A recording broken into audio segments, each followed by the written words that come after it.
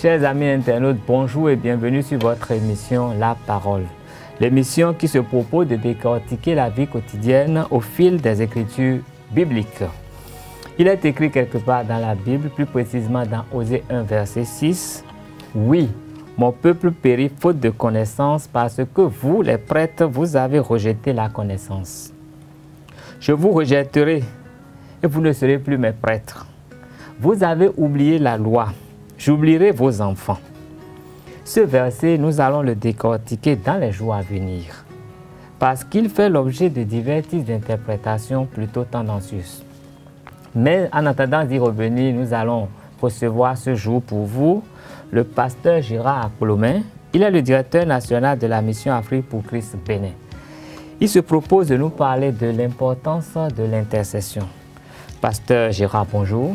Oui, bonjour cher ami et bonjour à tous nos internautes. Que le Seigneur vous bénisse. Amen. Comment vous portez-vous? Bien, par la grâce de Dieu, nous bénissons le Seigneur pour la vie qu'il nous accorde chaque jour et nous lui donnons toute la gloire. Les bienfaits de l'Éternel se renouvellent chaque matin, pourrait dire donc le prophète Jérémie. Et nous pensons que c'est ce qui se passe constamment dans nos vies et nous bénissons le Seigneur pour cela. Comment se porte le peuple de Dieu au Bénin? Le peuple de Dieu se porte mieux par la grâce de Dieu, puisque le Seigneur lui-même prend soin de son troupeau. Et donc, nous pourrons dire que le peuple de Dieu se porte mieux.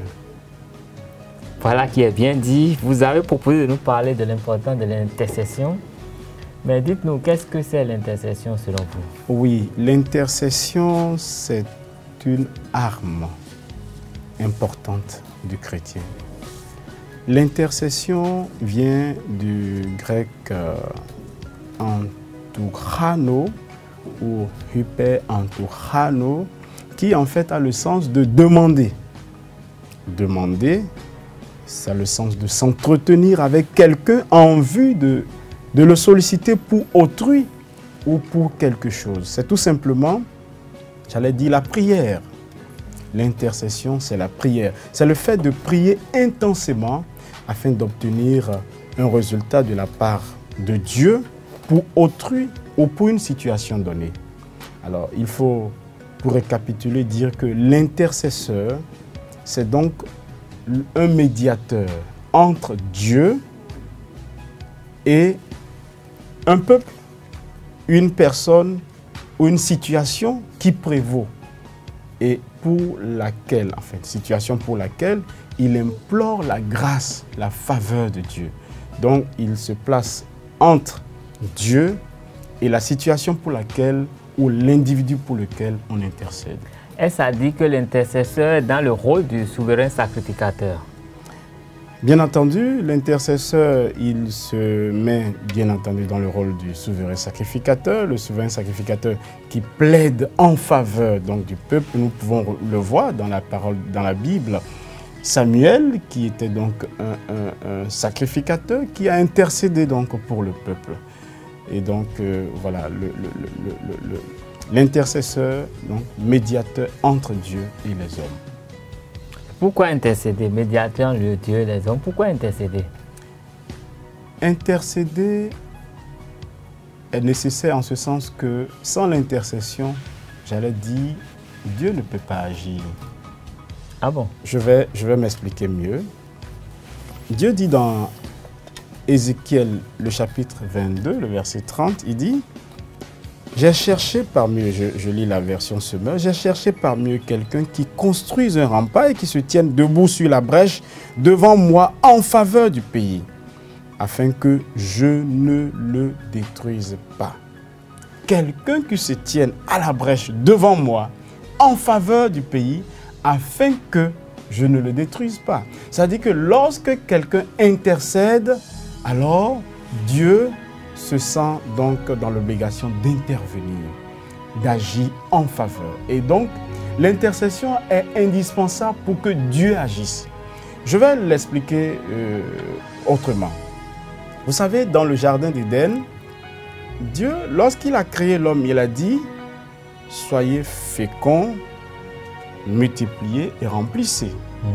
Et après, il dit « dominez et assujettissez. Ok? Oui. Oui. Il a laissé donc tout le pouvoir de domination de la terre, de la gestion de la terre. Donc, il a confié ce mandat à l'homme. Du coup, Dieu, pour intervenir sur cette terre, a besoin donc que l'homme l'invite. Je prends l'exemple d'une société. Un père qui est le responsable d'une société, il est le PDG de la société. Oui. Et à un moment donné, il se rend compte que bon, il est assez âgé, il faut qu'il aille au repos. Oui. Il confie désormais les rênes du pouvoir à son fils.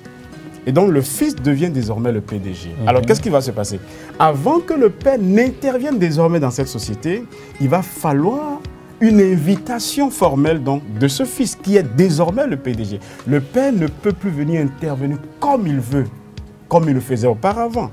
D'où le sens de tout l'important donc de l'intercession. L'intercession, Dieu ayant déposé tout le pouvoir, toute la domination entre les mains de l'homme, lorsqu'il a besoin que l'homme l'invite afin de pouvoir agir donc sur cette planète Terre au sein des hommes.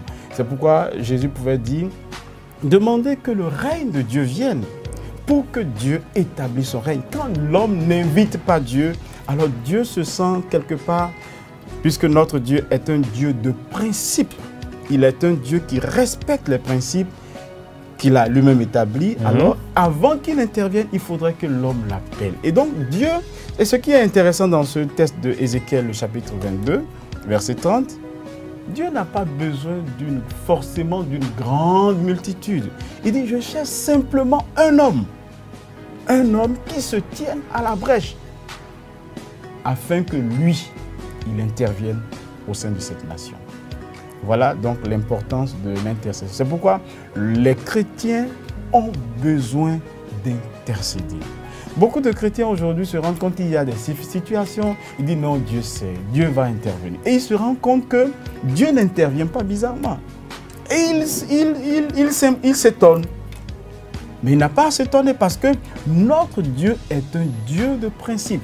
Avant qu'il n'intervienne dans une situation donnée, il faudra que quelqu'un l'invite. Il faudra qu'un humain, les hommes qu'il a établis donc, puissent l'inviter afin qu'il intervienne favorablement en faveur donc de ces personnes. Voilà un peu ce que je peux dire sur l'importance donc de l'intercession. Ok, vous avez dit que Dieu a dit qu'il a besoin de quelqu'un qui puisse se tenir devant la brèche. Oui, ça c'est Ézéchiel, le prophète Ézéchiel.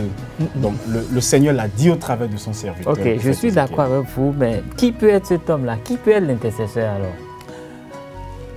Qui peut être l'intercesseur? Je vais partir de l'histoire de certains héros de la Bible, de certains intercesseurs, pour parler de qui peut être cet homme. Nous avons dans l'Ancien Testament l'un des grands intercesseurs, à savoir Abraham. Nous avons commencé par voir l'intercession avec Abraham lorsqu'il plaidait en faveur donc, de Sodome et Gomorrhe. Dans Genèse chapitre 18, verset 22 au verset 33. Alors, Abraham se met à plaider. Dieu dit, mais est-ce que je vais cacher quelque chose à mon serviteur Abraham? Déjà, on a à s'interroger pourquoi Dieu décide de révéler ce qu'il veut faire à Abraham. Parce qu'Abraham avait une certaine intimité avec Dieu. Oui. L'intercesseur, c'est d'abord celui-là qui a une certaine intimité avec Dieu. Lorsqu'il est intime à Dieu, alors, lorsque Dieu, il y a quelque chose qui ne va pas, Dieu le lui révèle. Voilà, je veux faire tel, je veux faire tel. Dieu dit, est-ce que cacherai-je ce que je veux faire à Abraham, mon serviteur? Et il informe Abraham. Mais regardez la réaction d'Abraham. Abraham ne dit pas, ok Seigneur, merci de me l'avoir informé. Tu peux l'aider, puisque moi je ne vis pas là-bas. Non, tu ne vis pas la réaction d'Abraham. Abraham se met à plaider. Il dit, mais Seigneur, excuse-moi, si tu trouvais 50 justes, est-ce que tu les détruirais? Dieu dit, non, je ne les détruirai pas. Il dit, bon, Seigneur, permets-moi encore de descendre de 5, oui. 45. Oui. Et il dit non. Et il va jusqu'à 10 juste. L'intercesseur, c'est celui c'est celui qui est d'abord épris d'un certain amour. S'il n'a pas l'amour, il ne peut intercéder. Et nous le voyons également avec Moïse. Moïse qui fut également l'un des grands intercesseurs de l'histoire. Moïse, il le rapporte quand il s'adresse aux enfants d'Israël, à la jeune génération. Dans Deutéronome, le chapitre 9, du verset 18 au verset 29, il leur fait un peu le point des intercessions face à la réaction du peuple vis-à-vis de Dieu. Moïse, Dieu va jusqu'à lui dire, je vais détruire ce peuple. Mais toi, je te donnerai une nouvelle génération avec laquelle tu vas évoluer. Oui. Dieu dit non. Et Moïse dit non. Mais tu ne peux pas détruire ce peuple. Tu ne peux pas le détruire. D'ailleurs, Seigneur, si tu le détruisais, les gens diront que voilà, il n'est pas capable de sauver le peuple et il a sorti le peuple de l'Égypte afin de le détruire dans le désert. Ouais, c'est-à-dire qu'il porte, l'intercesseur, c'est celui qui porte le fardeau de Dieu. Qui peut intercéder? C'est celui-là qui porte, c'est celui-là qui sent, il sent le battement du cœur de Dieu. Il sent le désir de Dieu. Vous savez, Dieu, il est amour. Je dis souvent, Dieu n'a pas l'amour, mais il est. Oui, tout à fait. Il est caractérisé par le trop-plein d'amour qu'il a pour l'humanité.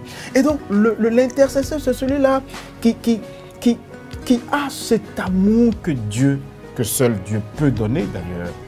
Il est celui-là qui est intime à Dieu, celui-là qui aime d'abord Dieu, parce qu'il faut aimer Dieu avant d'aimer les hommes. Celui-là qui a un amour particulier pour Dieu.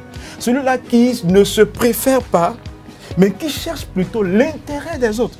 Aujourd'hui, bon nombre de chrétiens se préfèrent. Moi, Seigneur, moi, Seigneur, moi, Seigneur. Quand on veut intercéder sur 30 minutes d'intercession, oui, on prend 20 à 25 minutes sur soi et soi seul. Oui. Et après, on pense peut-être aux autres. Non, non. La meilleure façon de se faire écouter par Dieu, d'attirer l'attention de Dieu sur soi, c'est de décider d'intercéder en faveur des autres. Et Dieu le dit, je cherche un homme qui intercède, un homme qui se tienne à la brèche pour prier en faveur du pays, afin que je ne détruise pas le pays. Autrement, si personne n'intercède en faveur du pays, Dieu détruira le pays. C'est pourquoi je disais au départ, il faut que l'homme intercède pour que Dieu intervienne favorablement en faveur donc des hommes. Ben, Dieu ne cherche qu'un intercesseur. Est-ce qu'a dit que si Dieu arrive à payer ce fait qu'il y a un bon intercesseur, tout le reste du peuple peut se vautrer, jouir pleinement de tout ce que Dieu a mis à sa disposition, en espérant que le seul intercesseur aura une œuvre suffisante pour que la grâce de Dieu soit abondante sur tout le peuple?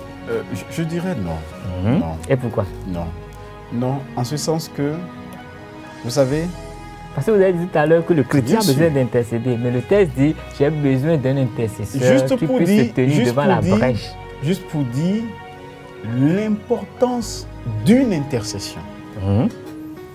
C'est un peu pour dire, même si un seul se met à intercéder, c'est déjà important pour que Dieu agisse, pour que Dieu intervienne. Mais cela ne veut pas dire que tout le monde doit se vautrer dans ce qu'il fait, dans le péché, etc. Et bien seul sera en train d'intercéder constamment. Non. Tout le peuple est appelé à l'intercession. D'ailleurs, Jésus revient. Et le retour de Jésus est lié au fait que toute l'humanité entendra parler de Christ. Il dit, lorsque l'humanité entière entendra parler de Christ, alors viendra le retour de Christ.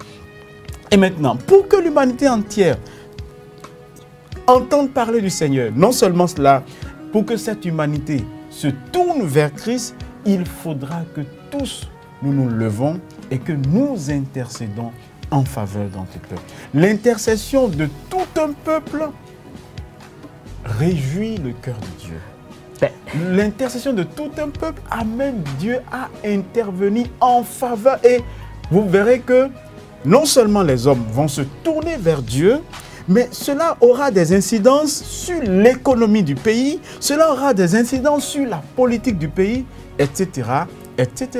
Donc, pour dire que l'intercession est donc une arme capitale et tout chrétien, si les 100% des chrétiens pouvaient se tourner vers l'intercession, je pense que nos nations ne seront plus les mêmes. Si les 100% des chrétiens pouvaient se tourner vers l'intercession, nos nations ne présenteront plus les mêmes visages. C'est ce que vous avez voulu dire. Ben, est-ce que intercéder, c'est prier d'abord? Voilà. Mais pour prier, est-ce qu'il n'y a pas des dispositions particulières? Est-ce que l'état spirituel de celui qui prie n'entre pas en compte pour les ossements de ses prières? Oui, c'est pour cela que je disais au départ que l'intercesseur, c'est celui-là qui est intime avec Dieu. L'intercesseur, vous l'aviez dit au départ, c'est le sacrificateur, oui, le souverain sacrificateur. Je parlerai beaucoup plus du sacrificateur, puisque le souverain sacrificateur, c'est Christ lui-même.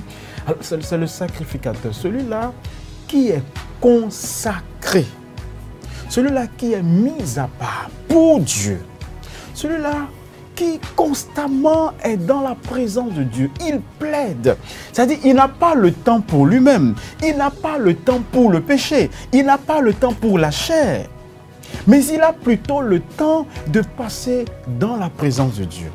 Il a le temps de méditer parce que l'intercession sans la parole de Dieu n'est pas une vraie intercession. Une intercession est toujours basée sur la parole de Dieu, laquelle nous révèle la volonté de Dieu. Ben, je vous ai posé la question parce que je lis dans Jacques 5 au verset 16, « Confessez donc vos péchés les uns aux autres et priez les uns pour les autres, afin que vous soyez guéris. La prière fervente du juste est d'une grande efficacité. » Tout à fait. Et donc, ma question va vers le sens de l'efficacité de la prière. Intercéder, mais pour qu'elle soit efficace, c'est pour ça que j'ai posé cette question. Évidemment, en fait. Évidemment. Donc c'est pour cela que je disais également, le chrétien qui intercède, l'intercesseur efficace, c'est celui-là qui vit d'abord justifié par Christ, comme le texte le dit, justifié par Christ, mis à part par le Seigneur, et il mène une vie de consécration vis-à-vis de Dieu. Cela ne veut pas dire que c'est un homme qui ne pêche pas du tout, mais c'est un homme qui ne vit pas dans le péché, c'est un homme qui se sanctifie au jour le jour. C'est un homme qui se détache constamment de tout ce qui est charnel, puisque vous savez, lorsque nous venons à Christ, nous venons avec tout un bagage de mauvais comportements, de péchés, etc. Et progressivement, le Seigneur, par son Esprit Saint, nous nettoie. Il nous nettoie. Il enlève en nous les vices. Il enlève en nous beaucoup de vices jusqu'à ce que nous atteignions la statue parfaite de Christ. Et donc, le chrétien, l'intercesseur efficace, comme le dit donc Jacques, c'est celui-là qui se sanctifie jour après jour. Celui-là qui est dépendant de Dieu. Le chrétien dépendant de l'Esprit de Dieu, c'est celui-là qui s'abandonne entre les mains du Seigneur. C'est celui-là, lorsque le Saint-Esprit dit non, cette conduite ne m'agrée pas, abandonne-la, même si sa chaise trouve du plaisir à cela, alors il se décide d'abandonner. Parce qu'il est dépendant de l'Esprit de Dieu, il marche selon l'Esprit de Dieu, il vit selon l'Esprit de Dieu. Et il est prêt, parce qu'il est malléable entre les mains de Dieu, alors Dieu peut le conduire et Dieu peut se révéler à lui. Et donc, il pourra aller dans des dimensions beaucoup plus élevées. Vous savez, parfois nous n'allons pas très loin avec le Seigneur parce que nous ne sommes pas malléables entre les mains du Seigneur. Et Dieu veut des intercesseurs malléables. Et lorsque nous sommes des intercesseurs malléables entre les mains du Seigneur et nous crions vers Dieu, alors Dieu, il écoute et il nous exauce favorablement. Ben, nous parlons des hommes et nous savons que la perfection n'est pas de ce monde. Absolument. Et l'homme, non seulement il est mortel, mais il vit dans un monde qui est fait de péché. Ce qui veut dire que celui qui a l'habitude d'avoir une bonne communion avec le Christ et qui intercède peut avoir des moments de faiblesse. Absolument. Et quand il a ces moments de faiblesse, que faudrait-il faire? En ce sens, j'ai lu un petit autre passage dans la Bible, c'est dans Hébreux 10, du verset 23 au verset 25, qui dit « Retenons fermement la profession de notre espérance, car celui qui a fait la promesse est fidèle. Veillez les uns sur les autres pour vous inciter à la charité et aux bonnes œuvres. N'abandonnons pas notre assemblée comme c'est de coutume de quelques-uns, mais exhortons-nous réciproquement, et cela d'autant plus que vous voyez s'approcher le jour. » Est-ce qu'on doit comprendre par là que l'intercesseur, non seulement lui, il est dans une œuvre, mais il faut encore d'autres personnes pour intercéder en sa faveur, pour qu'il puisse demeurer dans cet état de sainteté, je dirais, qui lui permet d'avoir une bonne connexion avec le Seigneur. Oui, je pense que l'intercesseur, d'abord sa force, c'est l'Esprit de Dieu.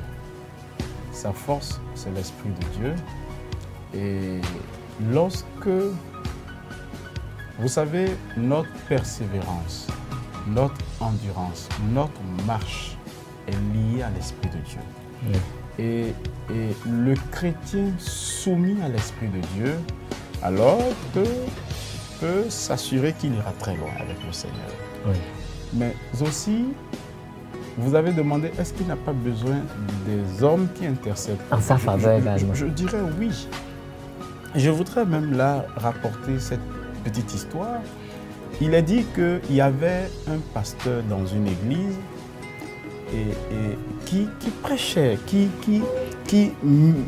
exerçait son ministère avec beaucoup d'aisance, ouais, avec la puissance de Dieu. Dans cette église, je le considère comme un intercesseur parce qu'il prêche, il prie également beaucoup pour son peuple. Oui. Mais dans cette église, il y avait une pauvre maman, ouais, qui intercédait de jour comme de nuit pour cet homme de Dieu. Oui. Et un jour, l'homme de Dieu ne le savait pas. Il n'était pas conscient de ce qu'il y avait une maman qui priait pour lui. Naturellement, bon, il n'avait pas trop d'égard pour cette maman, pas qu'il ne la respectait pas du tout, non. Mais bon, il ne savait pas qu'il y avait une maman qui intercédait en sa faveur. Et un jour, cette maman venait à décéder. Et on l'a inhumée. Et au fil des jours, des semaines, le pasteur se rend compte qu'il n'arrive plus à exercer le ministère comme cela se doit. Il dit, mais qu'est-ce qui ne va pas? Il se met à fouiller, à chercher. Il se met à genoux, il dit, mais Seigneur, qu'est-ce qui ne va pas? Seigneur, qu'est-ce qui ne va pas? Seigneur, qu'est-ce qui ne va pas? Il dit, ok, je vais te le révéler. Tu sais, tu te rappelles de cette vieille maman qui s'asseyait à tel niveau de l'église? Il dit, oui. Il dit, voilà. C'était cette maman-là qui intercédait de jour comme de nuit en ta faveur. Et donc tout ce que tu faisais, c'est parce que elle était à genoux, elle se tenait à la brèche en ta faveur. Mais parce qu'elle est décédée, il n'y a plus personne qui intercède en ta faveur. C'est édifiant. Voilà la raison pour laquelle je n'arrive plus à... Enfin, tu n'exerces plus ton ministère, tu ne sens plus la présence de Dieu comme auparavant. Et là, il a compris le rôle important, non seulement de l'intercession, mais du rôle que jouait cette femme intercesseuse dans l'église. Pour dire en fait qu'on a besoin d'intercéder, même en faveur de l'intercesseur. Parce que c'est l'intercession qui le soutient. C'est l'intercession qui le maintient. Et je voudrais profiter de l'occasion pour dire, pour ceux qui m'écoutent, intercédons pour nos leaders. Intercédons pour nos nations. Et Paul le dit dans 1 Timothée, le chapitre 2, du verset 1 au verset 2, il exhorte à prier pour tous les hommes. Et dit, priez également pour les rois. Et nous entendons par roi, à notre époque, nous parlerons des chefs d'État. Donc prions pour nos chefs d'État, pour nos leaders, ceux-là que Dieu a établis en dignité.